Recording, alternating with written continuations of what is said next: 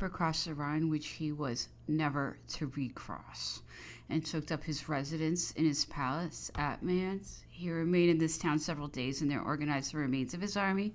Marshal Kellerman was the governor of the place. Nothing had been done towards the provisioning or the defense. A considerable number of soldiers entered the hospital. Every time that the emperor had passed through Mayence, the Grand Duke of Baden had been in the habit of coming to pay court to him. His Majesty usually received him at his breakfast, but I think that this time the Duke dispensed with this act of homage. I was designated to remain at Mayence, with which I was not at all pleased. 2 valets de chambre of the private apartments and a service de bouche also remained. The emperor departed for Paris. Marshal Kellerman went to take command of Metz, and General Morin became governor of Mayence. The storehouses were filled with food. The cannon which were in the yards were placed on gun carriages, and the place was organized for defense. The garrison was weak, being composed of some battalions and a regiment of guards of honor, which was far from being full. Its colonel was Monsieur Depange, one of the emperor's chamberlains. The hospitals were full of sick. Typhus made frightful ravages. The poor wretches were only animated skeletons. At first, a considerable number of them died every day, and large ditches to bury them were dug outside the city to the southwest, not far from the road to Metz. On the 1st of January, 1814, the Allies crossed the Rhine, and soon after that city was invested. From that time, there was no news from the outside.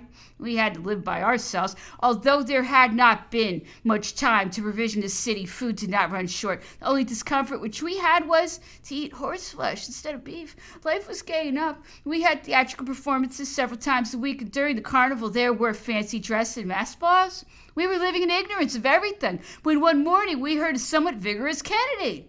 It was not from the city that this firing came, but from the enemy's lines. Shortly afterwards, an orderly arrived to tell the governor that there was a flag of truce at the advanced posts. Who wished to communicate with him or hand him dispatches? The flag of truce was received, and we learned that the emperor had abdicated and that the Allies and the Bourbons were in Paris. This news came like a thunderbolt. We were far from expecting such an ending and such a catastrophe. There was sadness in all hearts, and more than one found his eyes wet with tears. General Morin himself was no more insensible than the others. A few days after, the messenger came from Paris, charged with transmitting the orders of the new government, and it was then that the white cockade replaced the tricolor. Very few people had known this cockade, consequently it was worn with a sort of repugnance by the greater number, both soldiers and civilians. When the troops learned the change which had taken place in the government of France, they asked to be paid. There was but little money in the city treasury. The governor gave orders that all the gold and silver belonging to the emperor should be deposited with the receiver general. The members of the service de bouche deposited the silverware which they had, and I gave up some things which I had, among them 2 tortoise-shell snuff boxes lined with gold and ornamented with antique metals. I cannot now tell what induced me to give up these 2 articles of jewelry. What is certain is that almost as soon as I had handed them over, I repented of it. I felt too late that they were purely the personal property of the emperor. As there was nothing more for us who were attached to His Majesty's household to do in Mayence, we asked the governor for money, both to pay what we owed at our inns and to defray the expense of our journey to Paris. We had reason to be satisfied with the governor's behavior towards us. When passports had been given, we took a briska, which had remained in the palace stables, and set out for Paris, being careful, as we had been advised, to put white cockades in our hats, and I dressed in civilian's clothes in order not to attract attention. The first person whom I went to see was the Duke of Vicenza, Calancourt. He received me very well at first, but when I told him that on General Morin's orders I had been obliged to deposit the snuff boxes and other articles which I had in my charge with the receiver general, he got so angry with me that he said the most abusive things to me imaginable, telling me that I never ought to have given up what belonged to my master. He seasoned the reproof with such energetic words and such sharp and scorching rebukes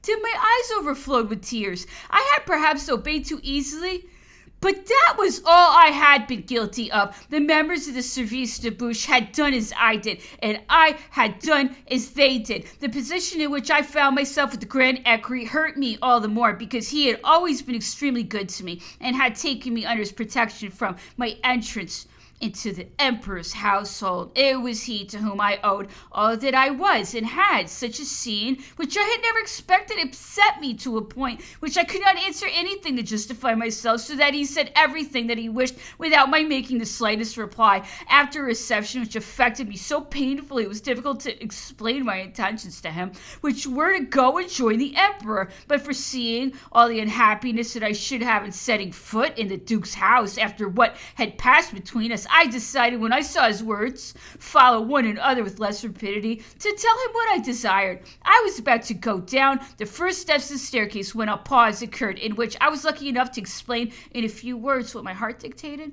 My words suddenly produced such an effect that the storm which had burst over me in so terrible a fashion grew calm at once. More moderate expressions took the place of those which had wounded me so badly. It was beneficent balm which spread itself at the same instant through all my being. The Duke had the goodness to say to me, though still somewhat coldly, that he would see to getting me a passport, that I should come to him in a few days. I saw to my great satisfaction that my generous benefactor had given me back a great part of his friendship, and that a few visits would be enough to win it all back. When I left the Duke de Vicenza, I went to Monsieur de Turenne's hotel. I was fortunate enough to find him. I told him about the unpleasant scene which I had with the Grand Equerry, and then his kindness in promising to get me a passport.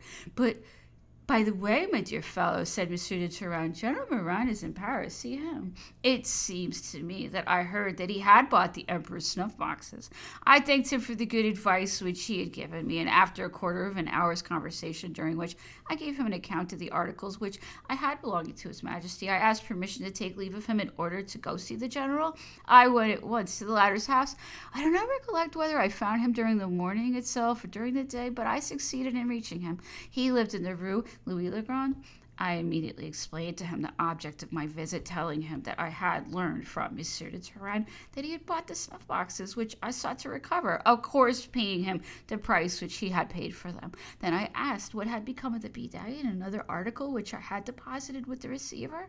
I have the snuff boxes, replied the general. I paid 240 francs for them. The sum may have been more. I do not recollect.